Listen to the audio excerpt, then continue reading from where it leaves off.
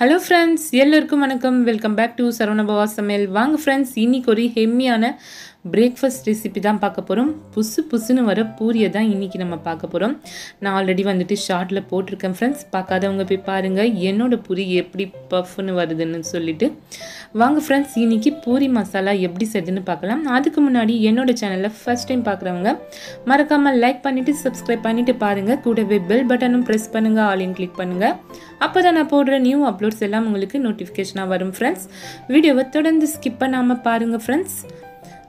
என்னோட சேனல்ல ஆல்ரெடி வந்துட்டு vlogs and recipes நிறைய இருக்கு. ஒன் டைம் போய் விசிட் பண்ணிட்டு பாருங்க. வாங்க இப்போ ரெசிபிக்குள்ள போலாம். குக்கர்ல தான் நான் இன்னைக்கு வந்துட்டு ஆலு மசாலா செய்ய போறேன். குக்கர் ஹீட் ஆனதும் ஆயில் ஆட் பண்ணிக்கலாம் ஃப்ரெண்ட்ஸ். இது வந்துட்டு நீங்க சிம்பிளா ஒரு 10 மினிட்ஸ்ல ப்ரிப்பேர் பண்ணிடலாம் குக்கர்ல. குக்கர் இல்ல பேன் நீங்க எது வேணா யூஸ் பண்ணிக்கலாம் ஃப்ரெண்ட்ஸ், உங்க விருப்பம். கடுகு ஆட் பண்ணிக்கலாம். கடுகு பொரிஞ்சதும் உளுந்து, அப்புறம் ஜீரகம் ஒரு 1/4 டீஸ்பூன்,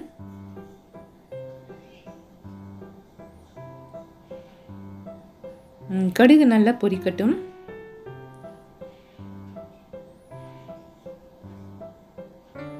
இப்போ வந்துட்டு கட் பண்ணி வச்சிருக்க பச்சை மிளகாய் ஆட் பண்ணிக்கிறேன். கூடவே கறிவேப்பிலை, பொடியா கட் பண்ண வெங்காயம் நான் கொஞ்சம் நிறையவே ஆட் பண்ணியிருக்கேன் ஃப்ரெண்ட்ஸ். நான் இன்னைக்கு செய்கிறது வந்துட்டு ஒரு 5லேருந்து 6 பேர் கிட்ட சாப்பிடலாம்.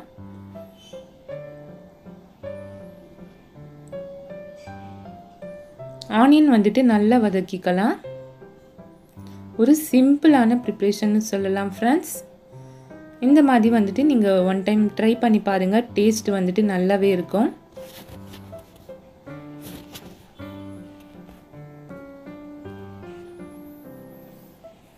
தேவையான அளவு உப்பு கலந்துக்கலாம். அப்போ தான் வந்துட்டு ஆனியன் சீக்கிரமாக வதங்கிக்கும்.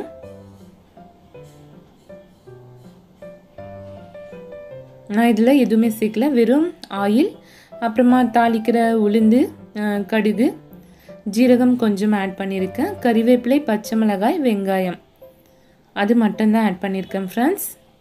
இப்போ வந்துட்டு நான் உருளைக்கிழங்கு ஆல்ரெடி வந்துட்டு வேக வச்சு எடுத்து வச்சுருக்கேன். நல்லா மேஷ் பண்ணிவிட்டு எடுத்து வச்சுருக்கேன்.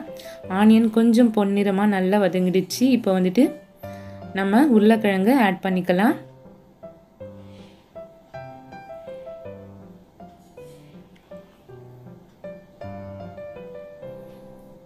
நல்லா மிக்ஸ் பண்ணிவிட்டு நம்ம தேவையான அளவு தண்ணி ஆட் பண்ணிக்கலாம் ஃப்ரெண்ட்ஸ்.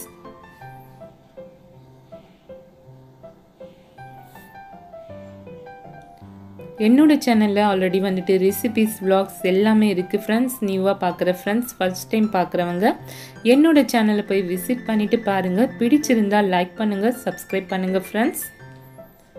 பாருங்கள், கொஞ்சம் தண்ணி ஆட் பண்ணிக்கலாம். இப்போ வந்துட்டு மஞ்சள் தூள் ஆட் பண்ணிக்கலாம்.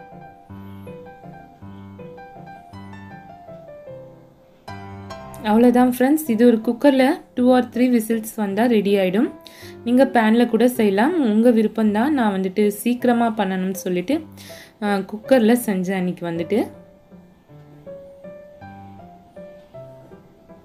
இப்போ நம்ம கொஞ்சமாக பெருங்காயத்தூள் ஆட் பண்ணிக்கலாம்.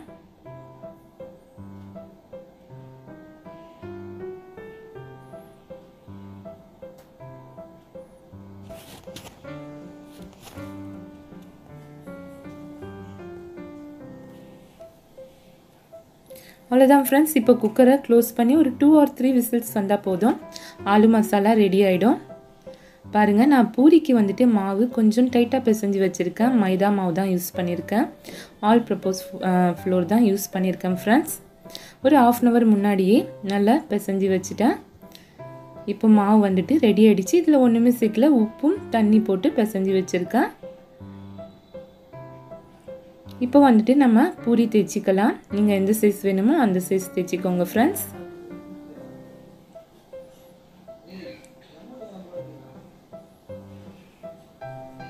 பாருங்கள், ஆயில் ஹீட் ஆகுது. ஆயில் ஹீட் ஆனதும் நம்ம பூரியை ஃப்ரை பண்ணி எடுத்துக்கலாம். மறக்காமல் நீங்களும் இதே மாதிரி மெத்தடில் ட்ரை பண்ணி பாருங்கள் ஃப்ரெண்ட்ஸ். பூரி புஸ்ஸுன்னு வருதானே எனக்கு கமெண்ட்டில் சொல்லுங்கள். பூரிக்கு மாவு பிசையும்போது நம்ம சப்பாத்திக்கு பண்ணுற மாதிரி கொஞ்சம் லூஸாக பிசையக்கூடாது. எப்போவுமே வந்துட்டு பூரி மாவு கொஞ்சம் டைட்டாக பிசைஞ்சிக்கணும். அப்போ தான் வந்துட்டு ஆயிலும் வந்துட்டு இழுக்காது. நல்லா வந்துட்டு ட்ரையாக இருக்கும் பூரியும் வந்துட்டு.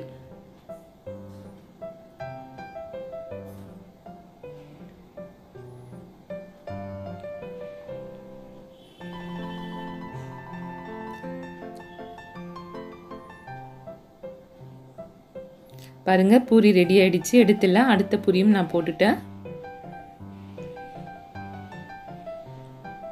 எல்லா பூரியுமே வந்துட்டு புஸ்ஸுன்னு வந்துச்சு ஃப்ரெண்ட்ஸ். பார்க்காதவங்க என்னோட ஷார்ட்டை போய் பாருங்க.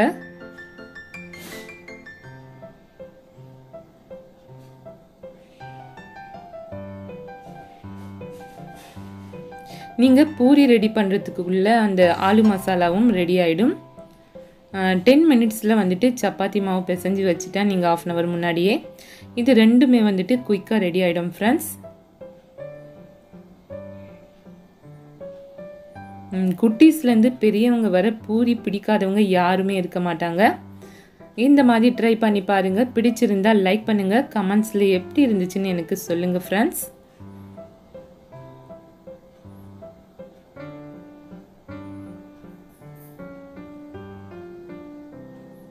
எல்லா பூரியும் வந்துட்டு நான் ஃப்ரை பண்ணி எடுத்துக்கிட்டேன். அதுக்குள்ளே வந்துட்டு ஆலு மசாலாவும் ரெடி ஆயிடுச்சு. கிழங்கு பூரிக்கு வந்துட்டு கிழங்கு ரெடி ஆயிடுச்சு. பார்க்கலாம்.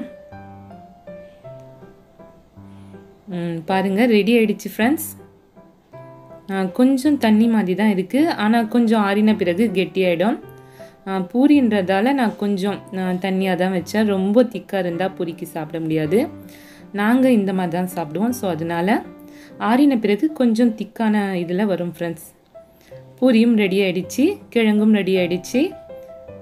ஹெம்மியான பூரி அண்ட் கிழங்கு ரெடி ஃப்ரெண்ட்ஸ். மறக்காமல் வீட்டில் ட்ரை பண்ணி பார்த்து எப்படி இருந்துச்சுன்னு எனக்கு கமெண்ட்டில் சொல்லுங்கள் ஃப்ரெண்ட்ஸ்.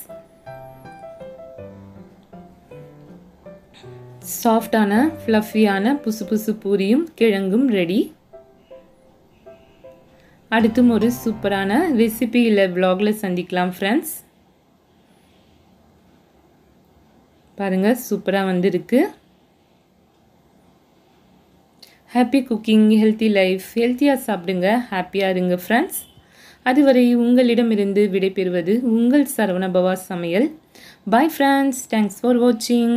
நெக்ஸ்ட் வீடியோ மீட் பண்ணலாம்.